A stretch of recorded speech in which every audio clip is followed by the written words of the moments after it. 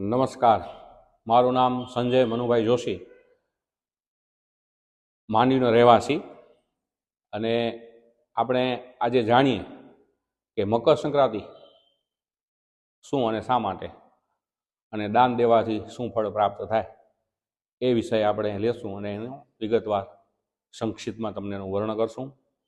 અને ભગવાન ભોળાનાથ બિરાજમાન થાય આખા વિશ્વ ઉપર અને વિશ્વનું કલ્યાણ થાય એ હેતુથી આપણે મકર સંક્રાંતિનો મહિમા જણાવશું. તારીખ 14/1/2024, 14 જાન્યુઆરી એટલે મકર સંક્રાંતિ કહેવાય. આપણી મકર સંક્રાંતિનો પૂર્ણકાર બરોબર બપોરે 3 કલાકે બેસે છે. આમ તો ઉગતો સૂરજ થાય એટલે મકર સંક્રાંતિ જ કહેવાય આપણું, પણ અમુક દોષ, અમુક ગ્રહો, અમુક નક્ષત્રો આગળ પાછળ થતા હોય છે, એની ગણતરી હોય છે સૂક્ષ્મ. એના કારણે થોડુંક સમયમાં ફેરફાર થાય છે.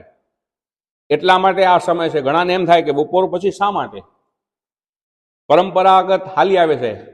તો પરંપરાગતની વાત કરીએ તો એક સમય એવું હતું કે આપણા પાસે આ કોઈ સુવિધા નથી મોબાઈલની. માત્ર ને માત્ર આપણા ગોર મહારાજ હોય, મંદિરના પૂજારી, એ કે આજે સંક્રાંતિ છે એટલે સંક્રાંતિ આપણે ઉજવતા.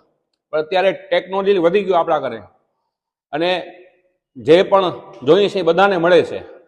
એની સૂક્ષ્મ ગણિત કરી શકીએ છીએ. તો આપણે એનો મહિમા જાણીએ આજે મકર સંક્રાંતિની વિગતવારથી, અને કયા રાશિવાળાને શું દાન આપવું એની પણ વિગત તમને હું આપું છું. તમે સાંભળો અને એનો યથાશક્તિ તમારા આંગણે કરજો. કોઈ ગરીબ ગરબાને એનું દાન આપજો, તમારું મકર સંક્રાંતિનું શુભ ફળ પ્રાપ્ત થશે. આ ફેરે મકર સંક્રાંતિનો વાન વાઘ છે, ઉપવાન અશ્વ છે, અને વસ્ત્ર પીળું પહેરે છે, તિલક કેસરનું કરે છે, જાતિ સર્પ છે, અને વાર નામ મંદોદરી છે, નક્ષત્ર મંદાકિની છે, પુષ્પ જુઈનો હાથમાં લે છે, અને વય કુમારિકા છે, નાની વય છે, ભક્ષણ દૂધ અને પાકનું કરે છે, આભૂષણ છે મોતી, પાત્ર છે રૂપું, અને કચુકી છે પણ, અને સ્થિર બેઠેલી છે, આયુષ્ય ગળા, આગમન અને પૂર્વ, અને મુખ દક્ષિણમાં છે, દ્રષ્ટિ વાયવ્યમાં છે, અને ગમન પશ્ચિમમાં કરશે. તો એનો આપણે મહિમા જાણીએ.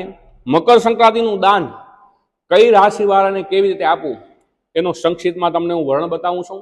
આપના ઘરે યથાશક્તિ આપ કરી શકો છો.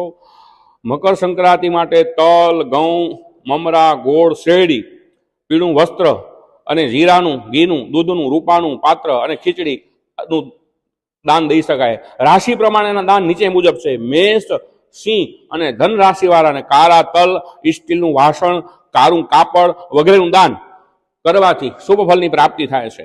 વૃષભ, કન્યા અને કુંભ રાશિવાળાને ઘઉં, ગોળ, કાપડમાં લાલ કલરનું કાપડ, લાલ તલ, તાંબાનું પાત્રનું દાન કરી અને આપણે સંક્રાંતિનામાંથી ઉદ્ધાર થાય છે આપણો.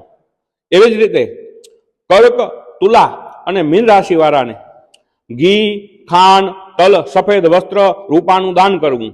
મિથુન, વૃશ્ચિક અને મકર રાશિવાળાને ચણાની દાળ, પીળું કાપડ, પીળું વાસણ, તલ, ગોળ એવા દાન દેવાથી આપણા નવગ્રહ સૂર્યથી કરી અને કેતુ સુધીના જે ગ્રહ છે એ ગ્રહના દાન નિવારણ, આયુ, આરોગ્ય, સ્વસ્થ થાય આપણું. એવું નથી કે બ્રાહ્મણને દાન આપવું, આપણે કોઈ પણ ગરીબ ગરબાને પણ દાન આપી શકીએ છીએ. પણ શાસ્ત્ર બતાવ્યું છે કે બ્રાહ્મણને આપવાનું, કોઈ સંતને, સાધુને, અથવા કોઈ પણ શિવાલય, અથવા કોઈ પણ આપણા કુળદેવી હોય, આપણા પૂજારી પરિવાર હોય, આપણા ઈષ્ટદેવ હોય, આપણા આજુબાજુ રહેતા મંદિરો હોય, એ મંદિરમાં પણ આ દાન દેવાથી, અને ખાસ કરીને મકર સંક્રાંતિના દિવસે સવારના સ્નાન કરતી વખતે આપણે જે પાણીથી સ્નાન કરીએ છીએ એની અંદર સફેદ તલ, થોડુંક તલનું તેલ એ નાખી અને સ્નાન કરવાથી પણ આપણા પાપોનો નાશ થાય છે અને આપણું આયુ આરોગ્ય સ્વસ્થ રહેશે. આ રીતે મકર સંક્રાંતિની બધાએ ઉજવણી કરવાની.